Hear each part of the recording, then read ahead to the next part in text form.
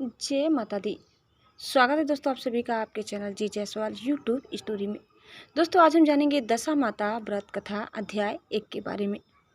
आज की कथा इस प्रकार है। एक राजा था, उसकी 2 रानियां थी। बड़ी रानी के संतान नहीं थी, छोटी रानी के पुत्र था।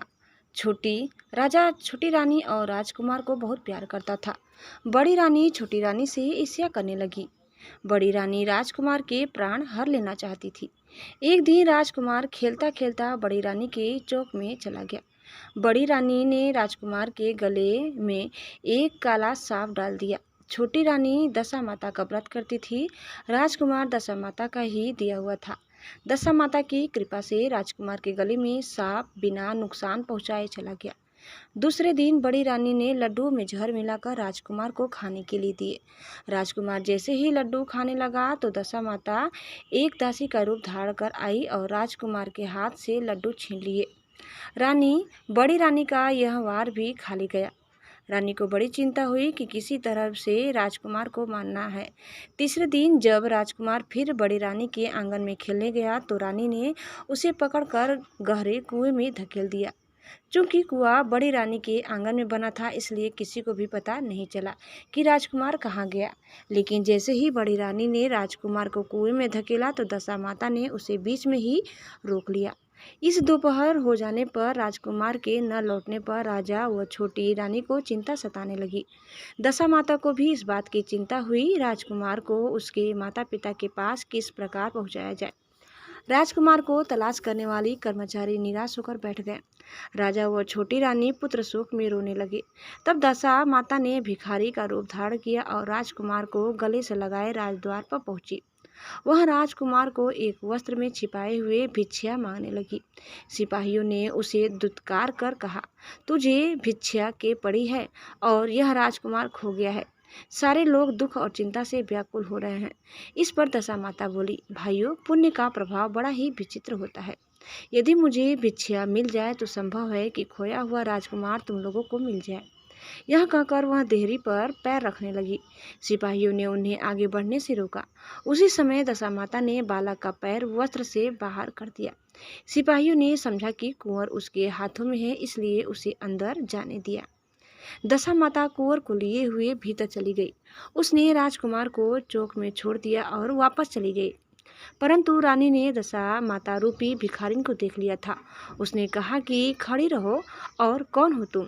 तुमने 3 दिन मेरे बेटे को छिपाकर कहाँ रखा था? तुमने ऐसा क्यों किया? तुम्हें मेरे इस प्रश्न का उत्तर देना होगा।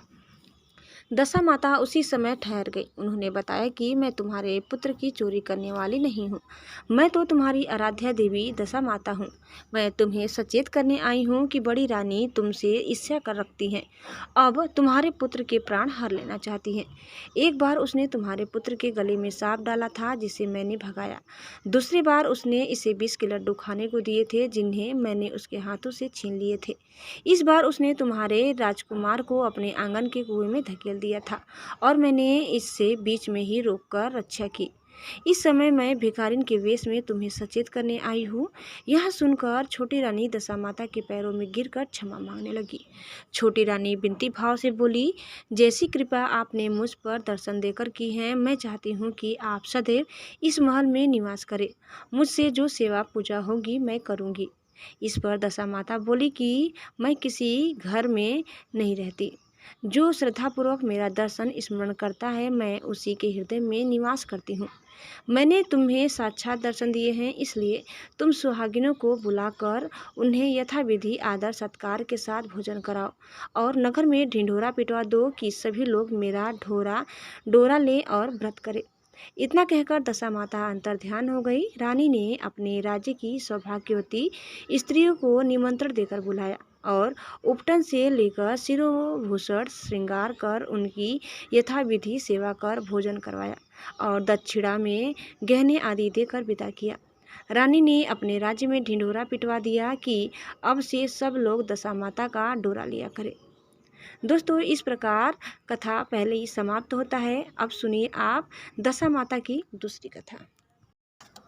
एक घर में सास बहू रहती थी। बहू का पति परदेश गया था।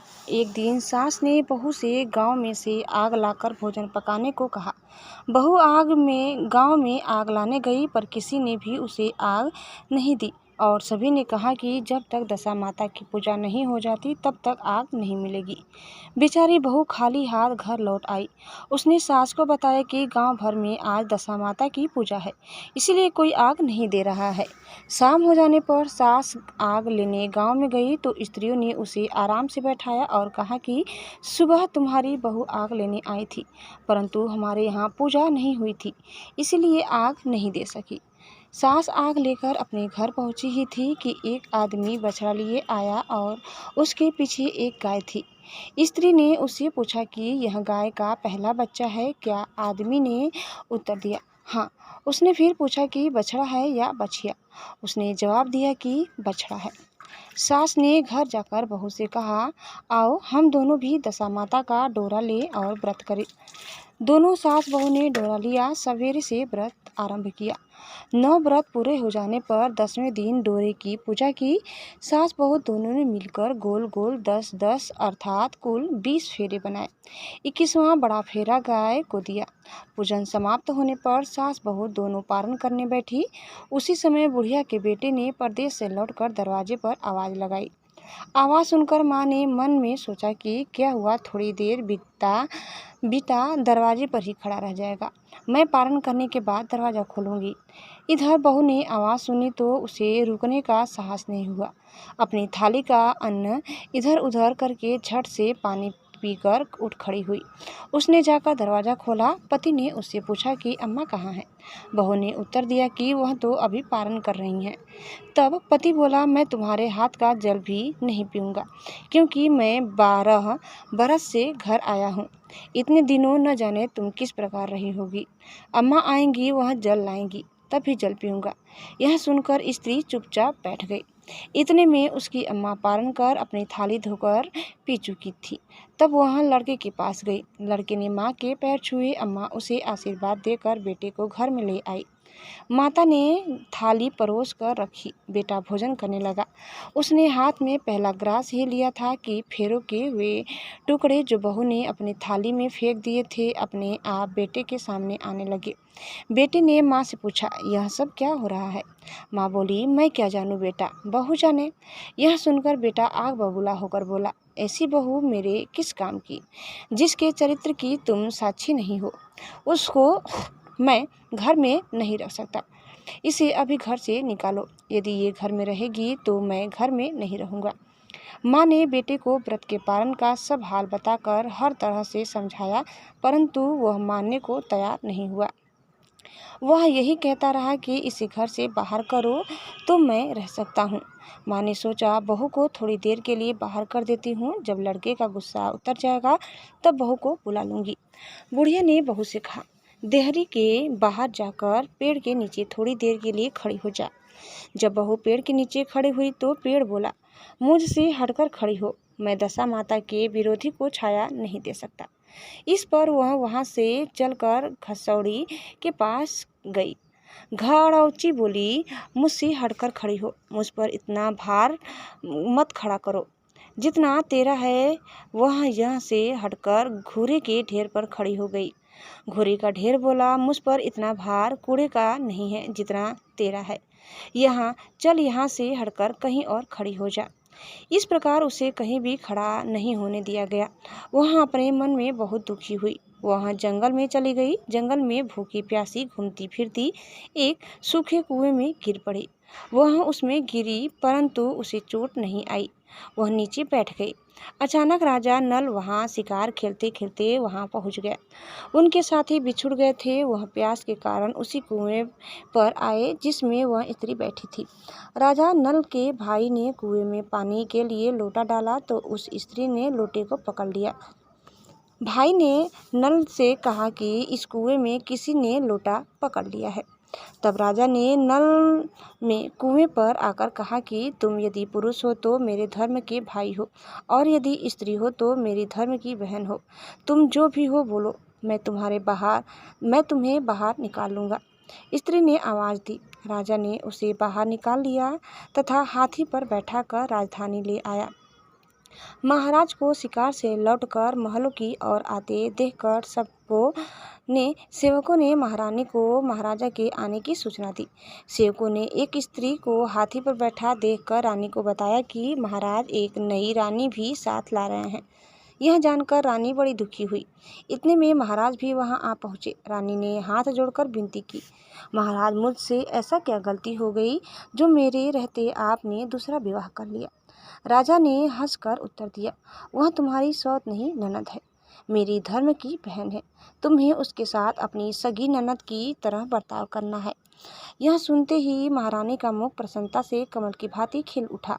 वह बोली, अब तक मैं ननद का सुख नहीं जानती थी। अच्छा हुआ जो मुझे भाग्य से ननद भी मिल गई। राजा ने उसका नाम मुँह बोली बहन रखा और उसके लिए अलग महल बनवाया। उसके दिन अब सुखपूर्वक बीतने लगे। एक दिन राजा की घोड़ी का बच्चा हुआ तो राजमहल की स्त्रियां बधाई गीत गाने लगी। मुँह बोली बहन ने अपने दासियों से कहा, बाहर जाकर पता करो कि किस बात की बधाई गाई जा रही है। दासियों ने बताया, महाराज की घोड़ी ने अच्छी घड़ी में एक उत्तम बछड़े को जन्म दिया है, उसकी बधाई गाई जा रही है। मुँह बोली बहन ने पूछा, क्या घोड़ी ने पहली बार जन्म दिया है? हे दासियों ने उत्तर दिया, हाँ। तब मुँह बोली बहन ने महारानी के पास जाकर कहा, आओ भाभी रानी, हम तुम दोनों दशा माता का डोरा ले। रानी ने पूछा, डोरा क्या चीज़ है, मुझे समझाओ। वह बोली, दशा माता के व्रत का यह नियम है कि पहले पहल जब गाय या घोड़ी या स्त्री के प्रसव की खबर सुने तब डोरा लेकर व्रत आरंभ करते हैं। 9 व्रत करने के बाद 10वें दिन डोरे का पूजन करके विसर्जित करते हैं। इसी के साथ उसने पारण का नियम भी बताया। तब महारानी बोली, तुम्हारा व्रत तुमको फले। मैं पूरी और दूध की खीर खाने वाली रानी महारानी भला बनफरा गोले की पपड़ी कैसे खा सकती हूँ, खाकर रह सकती हूँ। ऐसा खाना खाए मेरा दुश्मन। वह बोली, भाभी मुझे जो चाहे कह लो, परंतु व्रत के संबंध में कुछ मत कहो। मैं इसी व्रत का उल्लंघन के कारण मारी मारी फिरती आपके देश में आ गई हूँ। महारानी ने उदासीनता के साथ कहा, मुझे क्या पड़ी है, तुम्हें जो अच्छा लगे वह करो, मैं मना तो नहीं कर रही हूँ। मुँह बोली बहन ने श्रद्धापूर्वक डोरा लिया। 9 दिन तक व्रत किए। 10वें दिन विधि पूर्वक पूजन किया, गोला फरा बनाए और संध्या को पारण करने बैठी। उसी समय उसके पति को अचानक कुछ प्रेरणा सी हुई और वह अपनी माता से आज्ञा लेकर अपनी पत्नी को ढूंढने चल दिए। घूमता फिरता वह राजा नल की राजधानी में पहुंच गया और अपनी पत्नी का पता लगाने लगा। उसने एक कुएं पर कुछ औरतों को बातें करते देखा। वह कह रही थी, राजा की मुँह बोली बहन बहुत ही सुंदर ही स्त्री है, आजकल उसी का किया हुआ सब कुछ होता है।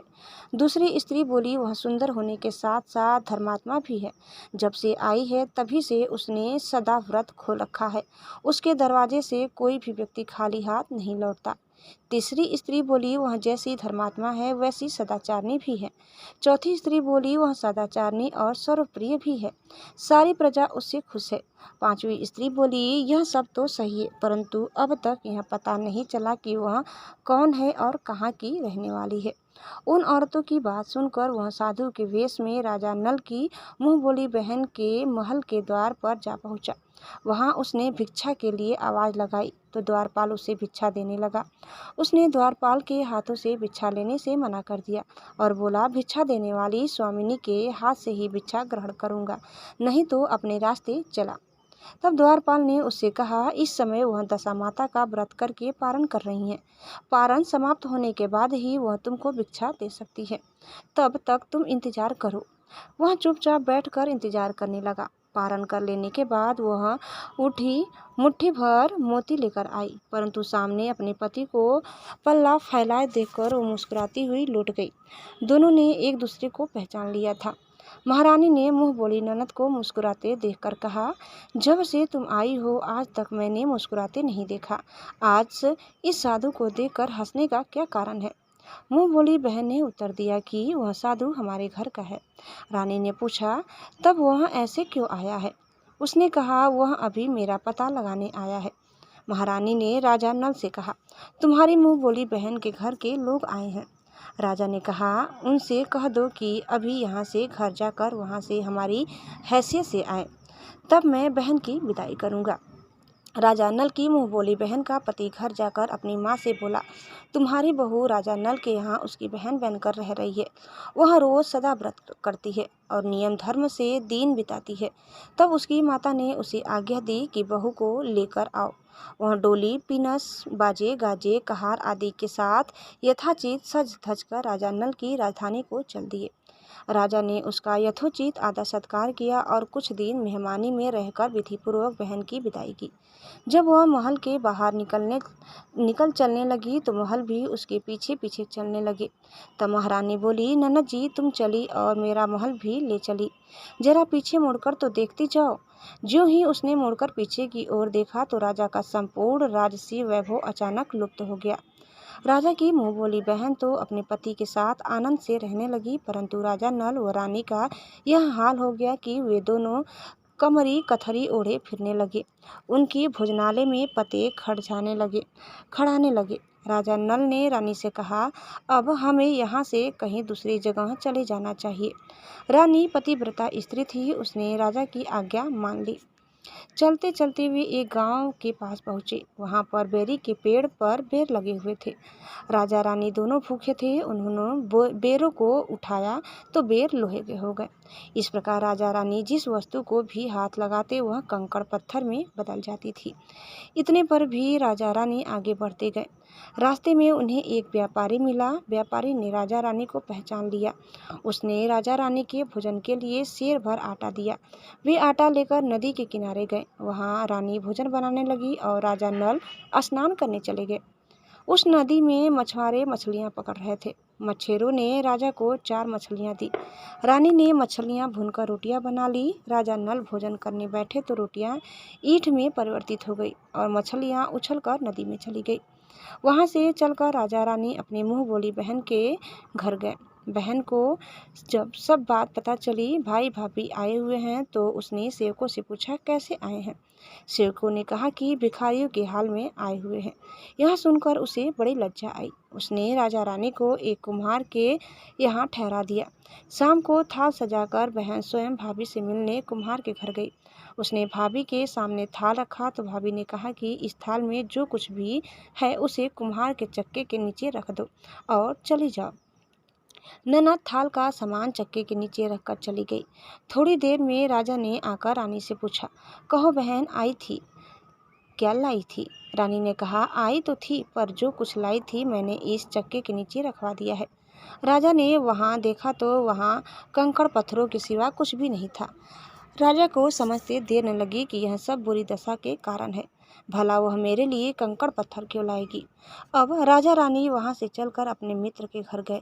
मित्र को लोगों से पता चला तो उसने भी उनसे पूछा, कैसे आना हुआ? उन्होंने उत्तर दिया, भिखारियों के हाल में आए हैं। मित्र ने दुखी होकर कहा, कोई बात नहीं, जैसे आए वैसे अच्छे आए, आखिर मित्र हैं, उन्हें महलों में ले आओ। मित्र ने उन दोनों का स्वागत किया, स्वादिष्ट भोजन कराया। एक कमरे में उनके लिए पलंग बिछवा दिए। उस कमरे में एक खूंटी पर 9 लखा हार टंगा था। आधी रात के समय राजा तो सो गए, परंतु रानी जग रही थी। रानी ने देखा कि हार वाली खूंटी के पास दीवार में एक मोर का चित्र बना हुआ है। मोर धीरे धीरे हार को निगल रहा है। रानी ने राजा को जगाकर वह दृश्य दिखाया। राजा ने सोचा, यहाँ से चुपचाप भाग चलना चाहिए, नहीं तो सवेरे चोरी का कलंक लगेगा। तब मित्र को क्या मुख दिखाएंगे? बेचारे राजा और रानी ने ही उठकर जंगल की तरफ चल दिए। दोनों चलते चलते एक दूसरे राजधानी में पहुंच गए। वहां अतिथि और भिक्षुओं को सदा व्रत दिया जाता था। वे दोनों भी सदा व्रत लेने गए, परंतु उस समय सदा व्रत बंद हो चुका था। वहां के अधिकारियों ने कहा, यह लोग न जाने कहाँ के अभागे आए हैं कि इन्हें देने के लिए कुछ भी नहीं बचा, फिर भी इन्हें एक मुट्ठी चने दे दो। उन्होंने इस प्रकार के अनादर और कड़वी बातों सहित दाना लेना अस्वीकार कर दिया। वे दानाध्यक्ष की निंदा करते हुए बोले कि ऐसी कंजूसी है तो सदा व्रत देने का नाम ही क्यों करता है। दानाध्यक्ष बोला, यह तो बड़ा घमंडी भिक्षुक लगता है, भीख भी मांगता है और गाली भी देता है, इनको हवालात में डाल दो।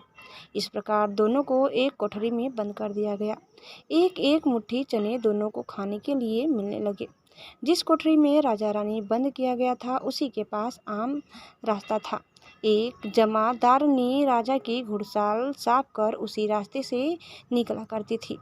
एक दिन वह बहुत देर से निकली। रानी उससे पूछने लगी कि आज तुम्हें इतनी देर कैसे हो गई। वह बोली कि आज राजा की घोड़ी के बछड़ा हुआ था, उसकी टहल में देर हो गई। रानी ने पूछा कि घोड़ी का पहला प्रसव है क्या। जमादारनी ने बताया, पहली बार। रानी ने फिर पूछा, बछड़ा हुआ है या बछड़ी। जमादारनी ने बताया कि बहुत अच्छा बछड़ा हुआ है। यह सुनकर रानी ने राजा से कहा, एक बार मैंने तुम्हारी मुँह बोली बहन के डोरे का अनादर किया था, उसी दिन से हमारी दशा बदल गई। मैं आज दशा माता का डोरा लेना चाहती हूँ। राजा ने कहा, परंतु यह पूजा की सामग्री कहाँ से आएगी, उसके नियम धर्म का पालन कैसे होगा। रानी ने उत्तर दिया, दशा माता ही सब कुछ करेंगी, मैं तो उन्हीं का नाम लेकर डोरा लेती हूँ, फिर जो होगा देखा जाएगा। रानी ने 9 तार राजा की पगड़ी से और एक तार अपने आंचल का लेकर अपना डोरा तैयार किया और उसे समय से व्रत करने लगी। थोड़ी देर में ही वहाँ राजा का अपनी घोड़ी को देखने के लिए उसी रास्ते से निकला। राजा ने नल दंपति को देखा। कोठरी में बंद देखकर पूछा कि वे लोग कौन हैं और इनका क्या अपराध है। पहरेदारों ने कहा, ये लोग भिक्षा लेने आए थे, ये आपको आशीर्वाद देने के बदले गालियां देते थे, इसी कारण दानाध्यक्ष ने इन लोगों को कैद में डाल दिया है। राजा ने कहा, यह तो इनका कोई अपराध नहीं है, इनको मनवांछित भिक्षा नहीं मिली होगी, इसलिए ये गालियां देने लगे होंगे। इनको संतुष्ट करना चाहिए था, न कि कैद में डाल देना चाहिए। इनको अभी रिहा करो। राजा की आज्ञा से उसी समय दोनों को कोठरी से बाहर निकाला गया। राजा उनके पाँव में पद्म और माथे पर चंद्रमा देखकर पहचान गया कि यह तो राजा नल और रानी दमयंती है। इस पर उसने दोनों हाथों से हाथ जोड़कर क्षमा मांगी और हाथी पर बैठाकर अपने महल में ले गया। कुछ दिन तक राजा के यहाँ रहकर उन दोनों ने पूरे राशि ठाठ के साथ अपनी राजधानी की ओर प्रस्थान किया। रास्ते में वे पहले अपने मित्र के यहाँ गए। मित्र ने राजा नल की आने की बात खबर सुनकर लोगों से पूछा, मित्र आए तो कैसे आए। लोगों ने कहा, अब की बार तो राशि ठाट बाट के साथ हाथी, घोड़े, डंडा, निशान, पालकी, पीनस एवं फौज को साथ लेकर आए हैं। मित्र ने कहा, अच्छी बात है, आने दो, मेरे लिए तो जैसे तब थे वैसे ही अब भी हैं, आखिर हैं तो मित्र ही। राजा रानी मित्र के महल में गए। मित्र ने उनको आदर सत्कार के साथ उसी स्थान पर ठहराया जिस स्थान पर पहले ठहराया था। आधी रात के समय राजा सो रहे थे और रानी पैर दबा रही थी। तब रानी ने देखा कि मोर का चित्र जो पहले हार को निगल गया था उसे उगल रहा है। रानी ने राजा को जगाकर यह दृश्य दिखाया। राजा नल ने अपने मित्र को बुलाकर यह दिखाया। मित्र बोला कि मैंने तब भी तुमको चोर नहीं समझा था और न अब समझता हूँ। यह दृश्य तुम्हारी बुरी दशा का फल है। आप निश्चित रहिए, मेरे मन में कोई मैल नहीं है। मित्र के यहाँ से चलकर राजा रानी अपनी मुँह बोली बहन के यहाँ गई। उसने सुना राजा भैया आ रहे हैं तो उसने लोगों से पूछा, कैसे आ रहे हैं। लोगों ने कहा, जिस प्रकार राजा का आना चाहिए उसी प्रकार से आ रहे हैं। उसने कहा, उनको मेरे महल ले आओ। जब राजा नल का हाथी बहन के महल की ओर बढ़ा तब रानी ने कहा, आप अपनी बहन के घर जाइए, मैं तो उसी कुम्हार के घर रहूंगी जिसके यहाँ पहले ठहरी थी। राजा ने कहा, जिस कारण इतने दुख उठाए तुम फिर उससे झगड़ा मोल लेना चाहती हो, यह तुम अच्छा नहीं कर रही हो। परंतु रानी नहीं मानी, वह कुम्हार के घर ही ठहरी। राजा बहन के घर चले गए।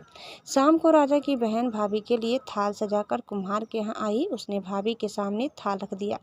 भाभी सोने चांदी के गहने उतार उतार कर रखने लगी और कहने लगी, खाओ रे मेरे सोने चांदी के गहनों खाओ, हम भूखे नंगे क्या खाएंगे। यह उलाहना सुन ननद बोली, यह उलाहना किसे देती हो। मुझसे उस समय जो कुछ हो सका वो उस समय लाई थी, वही अब भी लाई हूँ।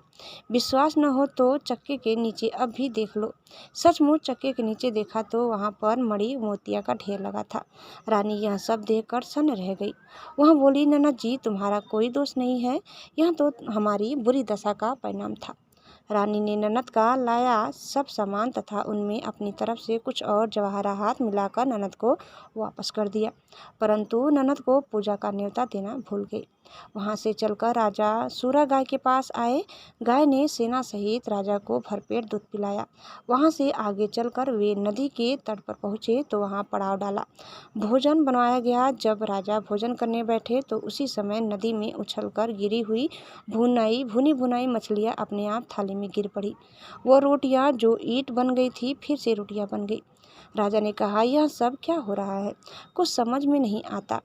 रानी ने बताया कि ये रोटियां और मछलियां वे ही हैं जो उस दिन हमें नसीब नहीं हुई थी।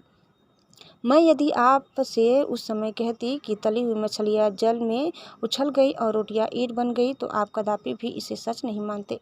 इसी कारण मुझे बहाना बनाना पड़ा था। अब राजा रानी अपने राजधानी की ओर आगे बढ़े। जब राजा की फौज अपनी राजधानी के समीप पहुंची तो वहां के लोगों ने समझा कि दूसरे राजा ने राजधानी पर आक्रमण कर दिया है। वे घबरा गए। वहां के लोग नजराना देखकर राजा से मिलने गांव के बाहर आए, परंतु यह क्या, यहाँ तो अपने राजा है। लोगों का प्रसन्नता का ठिकाना न रहा। वे श्रद्धा भक्ति के साथ महाराज के आगे चलकर उन्हें उनके महल में ले गए। राजा रानी ने महल में प्रवेश किया। रानी ने तुरंत दशा माता की पूजा का प्रबंध किया। उसने उस पूजा में नगर की सब सौभाग्यवती स्त्रियों को बुलाया। भगवती के भोग के लिए सब प्रकार के पकवान बनाए गए। आटे की 10 बतियां, 10 शक्कर की गुंजिया और 10-10 अठवाइसियाँ सुहागिनों के आंचल में डाली। सुहागिनों का संग श्रृंगार करके दशा माता की पूजा आरंभ हुई। कलश स्थापित करके दीपक को जलाया गया, परंतु उसकी बत्ती जली नहीं। इस पर पंडितों ने कहा कि कोई न्योता पाने वाला न्योतनों को तो नहीं रह गया है, स्मरण किया जाए, उसको आने पर दीपक जल जाएगा। रानी ने सोच विचार कर बताया कि ननद न्योतने से रह गई हैं। पंडितों ने कहा कि उसे फौरन बुलाया जाए। राजा ने अपना दूर तक गामी रथ भेजकर अपने मुंह बोली बहन को बुलवाया। उसके आते ही कलश का मणिक दीपक प्रज्वलित हो गया। बड़ी धूमधाम से पूजा की गई। अंत में सुहागिनों को भोजन कराकर विदा किया गया। उसी समय राजा ने राज्य में आज्ञा जारी की, मेरी प्रजा के लोग दशा माता का व्रत किया करें। दोस्तों, भगवती माता ने जिस प्रकार राजा नल के दिए दिन फेरे उसी प्रकार सबके दिन फेरे। बोलिए प्रेम से दशा माता की जय। दोस्तों, इस प्रकार कथा यहीं समाप्त होता है। आपको हमारी आज की कथा कैसी लगी कमेंट करके जरूर बताइए। चैनल में नए हैं तो लाइक शेयर और सब्सक्राइब करना न भूलें। धन्यवाद। जय दशा माता।